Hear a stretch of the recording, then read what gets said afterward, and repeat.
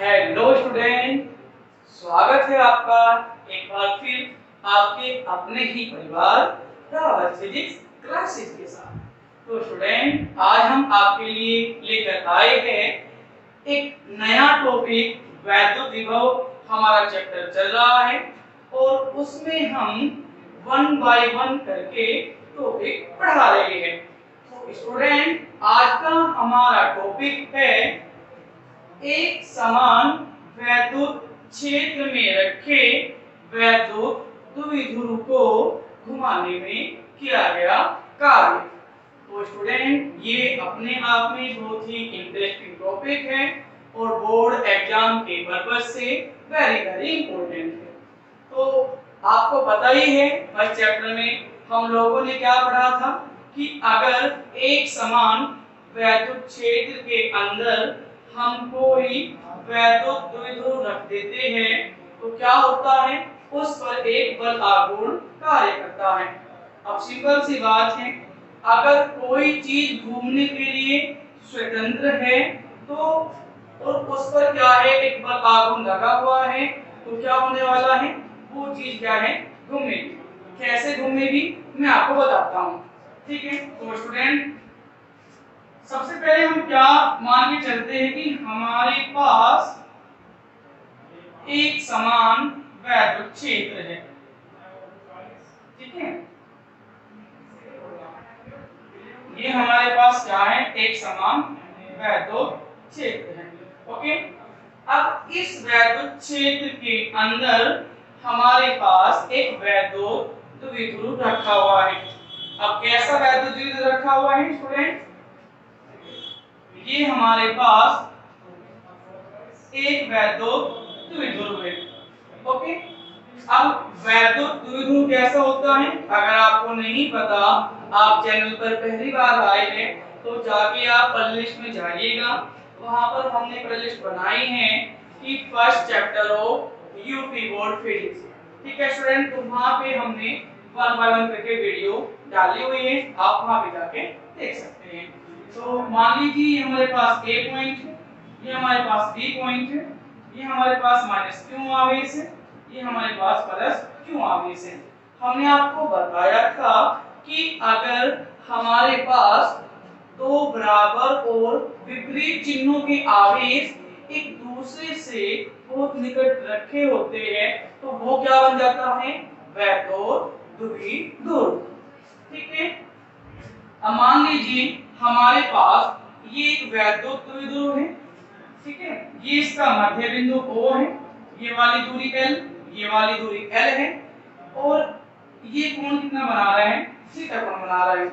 अब होगा क्या स्टूडेंट, देखो हमारी बल रेखाएं इधर से इधर की ओर जा रही है, तो वैद्युत जो बल रेखाएं होती है वो प्लस आवेश से माइनस आवेश की ओर जाती है। दोबारा से सुनो, जो वैद्युत बल रेखाएं होती है वो प्लस आवेश से माइनस आवेश की ओर जाती है। ओके, तो इसका मतलब क्या है कि इधर प्लस आवेश है और इधर माइनस आवेश है। ये कंसेप्ट क्लियर है, इधर प्लस आवेश है और इधर माइनस आवेश है। तो जो ये वाला माइनस आवेश है ये इस आवेश को अब नोट खींचेगा, मतलब इससे बल रहेगा इधर की साइड में, और इधर ये वाला जो प्लस आवेश है, ठीक है, वो इसे अप नोट खींचेगा, मतलब इससे बल रहेगा ऐसे। और हम जानते हैं कि अगर किसी चीज पर दो बराबर और विपरीत बल लगे हो तो वे क्या बना लेते हैं, एक बल गुण आघूर्ण बना देते हैं। और यहाँ पर इसकी वैल्यू कितनी है, 2 बराबर P की sin थीटा। अब आप ये सोचोगे कि ये रिजल्ट कहाँ से आया है, तो माय डियर स्टूडेंट्स, ये रिजल्ट आया है हमारे फर्स्ट चैप्टर से। ठीक है, तो चलिए टाइम वेस्ट ना करते हुए हम स्टार्ट करते हैं आज का टॉपिक। तो उठा लीजिए कॉपी पेन और चलिए हमारे साथ। ठीक है, तो सबसे पहले हम क्या लिखेंगे कि माना एक समान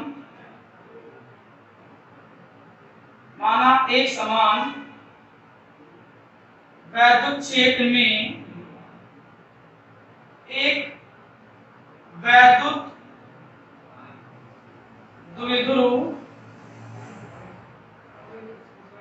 थीटा कोण पर रखा है। स्टूडेंट ये मार्कर थोड़ा अच्छा नहीं चल रहा है, मैं ब्लैक मार्कर यूज करता हूं। एक वैद्युत द्विध्रुव रखा है, ठीक है। फिर क्या होगा, वैद्युत क्षेत्र के कारण इस वैद्युत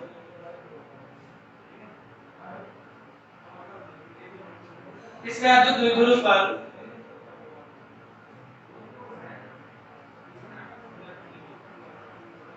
एक बलयुग्म आघूर्ण कार्य करता है, जिसका मान कितना होता है हमारे पास, तो बराबर Pe sin थीटा। या ये क्या आप लिख सकते हो कि एक बलयुग्म आघूर्ण तो कार्य करता है और बस तो बराबर कितना लिखो आप, Pe sin थीटा। स्टूडेंट इसे हम इक्वेशन फर्स्ट मान लेते हैं, ठीक है। अब हम क्या लिखेंगे कि इस बलयुग्म आघूर्ण के कारण वैद्युत द्विध्रुव घूमना प्रारंभ कर देता है। इस बलयुग्म आघूर्ण के कारण वैद्युत द्विध्रुव घूमना प्रारंभ कर देता है। अब स्टूडेंट देखो कैसे घूमेगा, इसको एक पकड़ के ऐसे खींच रहा है, एक ऐसे खींच रहा है, तो ये कैसे घूमेगा, ऐसे ड्यूं ड्यूं ड्यूं ड्यूं ड्यूं ड्यूं ऐसे मिलते हैं। ये वैद्युत द्विध्रुव है, एक ऐसे खींच रहा है, एक ऐसे खींच रहा है, तो कैसे घूमेगा, क्यों, कैसे, इधर को कैसे घूमेगा, इधर को, ठीक है। तो मान लो हमारे पास स्टार्टिंग में हम क्या मान के चलेंगे कि जो ये वैद्युत द्विध्रुव है ये डी थीटा कोण घूमता है, कैसे भाई, अपनी अक्ष से कितना कोण घूमता है, डी थीटा। तो और घूम के जो नई अक्ष आ जाती है वो आपके पास ये वाले रहते हैं, कितने हैं मेरे पास, डी थीटा। तो देखिए स्टूडेंट कार्य क्या होता है, चाहे कहीं बल लगो या फिर बल आघूर्ण लगो, कार्य हर जगह होता है, ठीक है। कैसे, अब मान लो बल लगा हुआ है भाई, ठीक है, मैं आपको एक एग्जांपल देके समझाता हूं भैया जी। मान लो बल लगा हुआ है, ठीक है, मैं आपको इससे समझाता हूं। देखो फ्रेंड, ये हमारे पास बुक है, ये ढक्कन है, ठीक है। अगर इसमें बल लगाऊं तो ये कौन सी गति करेगा, रेखीय गति, ऐसे।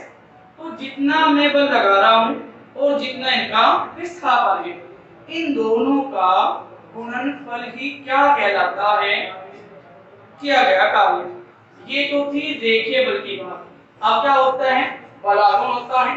तो स्टूडेंट जहां बल आघूर्ण लगता है वहां पे जो किया गया कार्य होता है वो होता है तो गुना थीटा, मतलब बल आघूर्ण गुना जितने कोण आपने उसे क्या है घुमाकर। अब मान लो क्या है भैया जी, मैं आपको बता रहा हूं भाई, ये मार्कर ऐसे रखा हुआ, ठीक है, मान लो थीटा कोण पे था, या ऐसे कह लो कि मान लो मार्कर यहाँ पे रखा हुआ था और मैंने क्या काम किया, ऐसे थीटा कोण पे घुमा दिया और इससे कितना बल आघूर्ण लगाया, तो बल आघूर्ण लगाया। तो स्टूडेंट जो हमारा कार्य है वो हो जाएगा तो गुना थीटा। तो मैंने आप लोगों को क्या बताया कि जो किया गया कार्य होता है वो होता है बल आघूर्ण और गुना कोण, ठीक है। तो अभी हम क्या लेके चलेंगे कि इस बल आघूर्ण के द्वारा डी थीटा कोण घुमाने में किया गया कार्य। इससे पहले मैं मार्कर में थोड़ी इंक डाल देता हूं।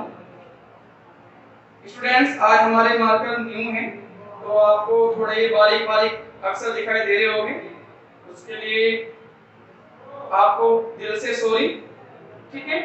तो ये मार्कर कल तक ठीक हो जाएगा स्टूडेंट, तो आप थोड़ा कॉम्प्रोमाइज कीजिएगा, ठीक है। शायद आप अच्छे चले, मैं डाल देता हूँ, घूमना प्रारंभ कर देता है, ठीक है। फिर वैद्युत, हाँ आप चले भी बढ़िया, वैद्युत द्विध्रुव को डी थीटा कोण घुमाने में किया गया कार्य कितना आएगा, डी डब्ल्यू बराबर ये आता है पास टो और डी थीटा। और भैया जी हमारे पास जो टो का मान है वो है पी टी साइन थीटा, तो आप लिख सकते हो कि टो का मान रखने पर, टो का मान रखने पर डी डब्ल्यू कितना आएगा, पी टी साइन थीटा और डी थीटा। अभी स्टूडेंट ये हमारे लिए एक छोटा कार्य है। अभी हम क्या काम करने वाले हैं, इस वैद्युत द्विध्रुव को थीटा 1 कोण से थीटा 2 कोण तक घुमाएंगे और फिर ये देखेंगे कि कितना कार्य करना पड़ रहा है, ठीक है। तो क्या लिखेंगे कि वैद्युत द्विध्रुव को थीटा 1 कोण से थीटा 2 कोण तक घुमाने में किया गया कार्य। स्टूडेंट आप इसको फटाफट नोट डाउन कीजिएगा।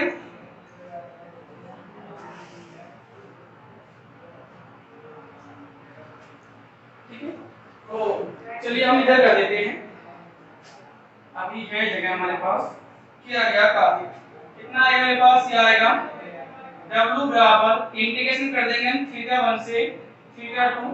देखो भाई इंटीग्रेशन में हम क्या काम करते हैं, आप 11th क्लास में बहुत अच्छे से पढ़ के आए हुए हो कि इंटीग्रेशन में होता क्या है।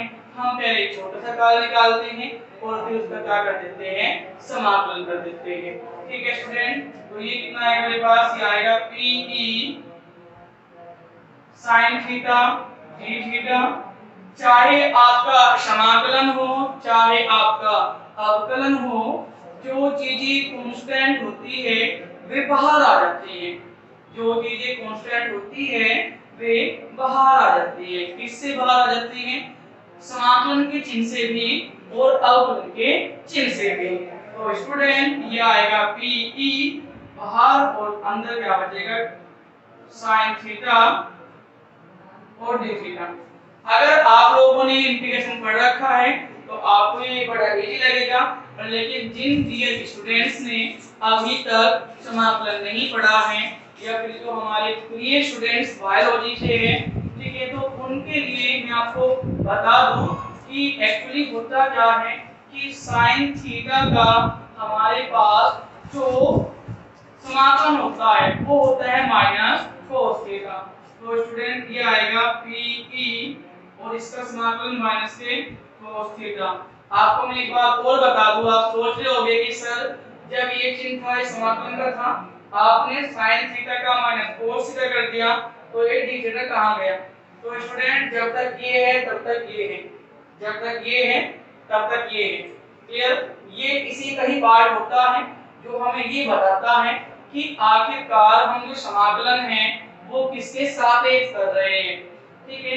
तो हमारी जो लिमिट है वो थीटा 1 से थीटा 2 आएगी। मैं क्या काम करने वाला हूँ, मैंने क्या काम किया, माइनस चिन्ह को बाहर ले लिया और ये आया cos थीटा और थीटा 1 से थीटा 2 हमारी लिमिट आई। अब हम क्या काम करेंगे, पहले अपर लिमिट रखेंगे और फिर लोअर लिमिट रखेंगे। तो स्टूडेंट ये आएगा माइनस के पी ई, पहले ये वाली लिमिट रखेंगे, कितना आएगा cos थीटा 2 फिर माइनस के cos थीटा 1, ठीक है। मैं आपको बता रहा हूँ पहले क्या आएगा cos थीटा 2 फिर माइनस के cos थीटा 1। आखिर हम लिमिट रखते कैसे हैं, सबसे पहले अपर लिमिट रखी जाती है, फिर उसके बाद माइनस का चिन्ह लगा करके लोअर लिमिट रखी जाती है। ठीक है स्टूडेंट, तो आप इसको जल्दी से नोट डाउन कीजिएगा, फिर हम इसकी विशेष स्थितियां पढ़ेंगे। स्क्रीनशॉट के लिए ज्यादा बेटर है, मैं इधर से रख कर दे रहा हूं। माय डियर स्टूडेंट,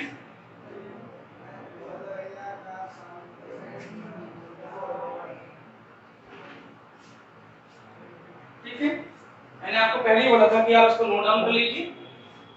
ओके, तो चलिए आगे चलते हैं। कितना आएगा हमारे पास, अगर मैं माइनस साइन को अंदर लेके जाऊं तो वो आएगा पीई।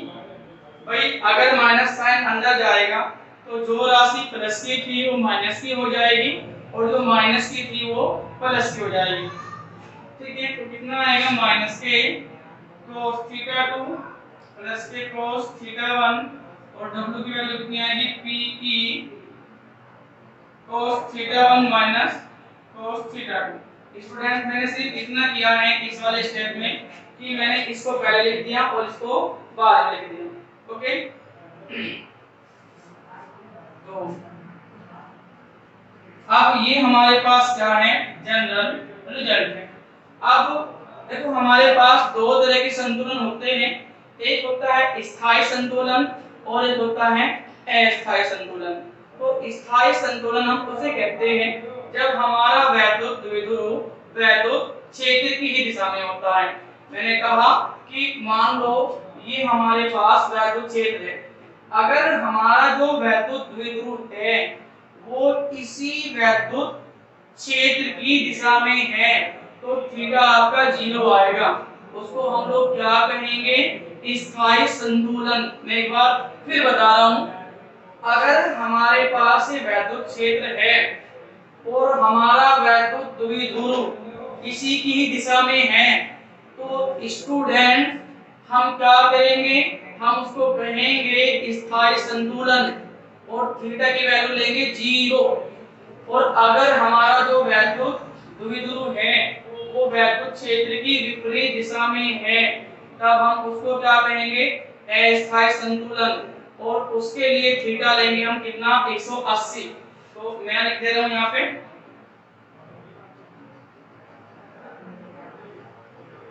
वैद्युत द्विध्रुव को स्थायी संतुलन, स्थायी संतुलन,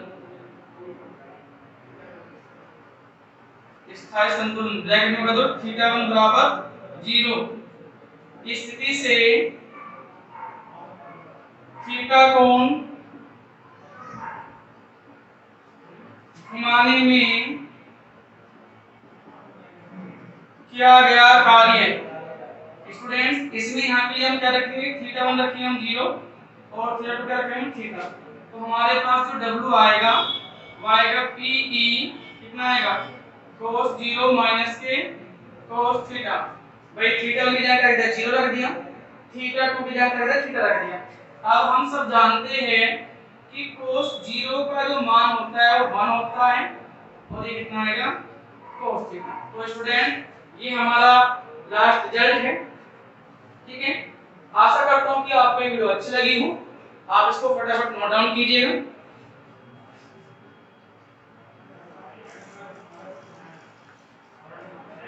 ठीक है, मैं आपको इसकी विशेष स्थिति भी करा देता हूं, विशेष स्थितियां। ठीक है स्टूडेंट, विशेष स्थिति में क्या है, नंबर 1 है हमारे पास, अगर हम इसे स्थायी संतुलन से 90 डिग्री कोण पे घुमावे, क्या लिखेंगे, वैद्युत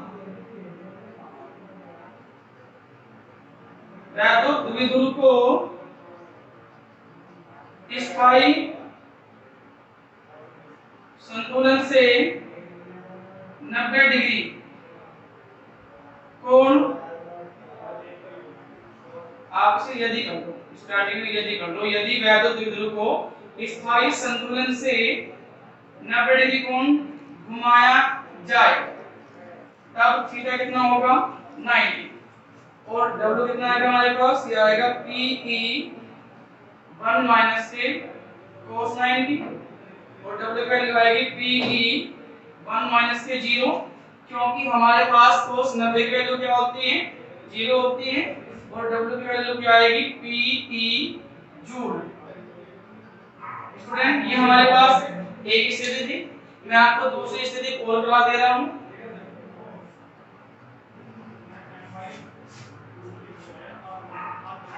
ठीक है, अब सेकंड हमारे पास क्या, दूसरी स्थिति में यहाँ पे करा रहा हूं आपको। नंबर 2 है, यदि वैद्युत द्विध्रुव को स्थायी संतुलन से, ठीक है, 180 डिग्री घुमाया जाए, तब थीटा कितना होगा, 180, और W कितना आएगा, PE 1 माइनस के cos 180 कितनी आएगी, PE 1 माइनस के 1। स्टूडेंट cos 180 की वैल्यू कितनी होती है, -1 होती है, तो ये -1 आएगा, माइनस माइनस प्लस हो जाएगा, और ये कितना आएगा, PE 1 + 1, तो कितना आएगा, 2PE। ठीक है स्टूडेंट, ये था हमारा रिजल्ट। आशा करते हैं कि वीडियो आपको अच्छी लगी हो। अगर वीडियो आपको अच्छी लगी हो तो प्लीज वीडियो को शेयर कीजिएगा, चैनल को सब्सक्राइब कीजिएगा। मिलते हैं नेक्स्ट वीडियो में, अपना प्यार हमें देते रहिएगा। थैंक यू, नमस्कार।